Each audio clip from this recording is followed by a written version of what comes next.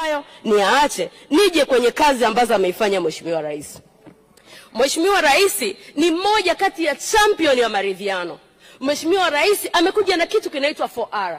Sisi wengine tuliamini kwamba nchi ilihitaji mwanamke katika wakati sahihi kuiponya, na akaja na 4R zake akasema kuna reconciliation, resilience, reforms, rebuilding. Hizo ndio 4R ambazo zimemdefine Mheshimiwa Rais duniani.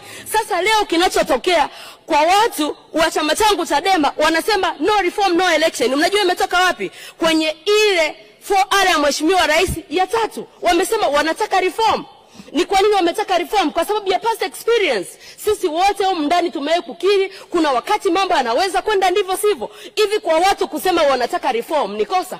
Mheshimiwa Rais yeye ameridhia kwamba hii nchi kama taifa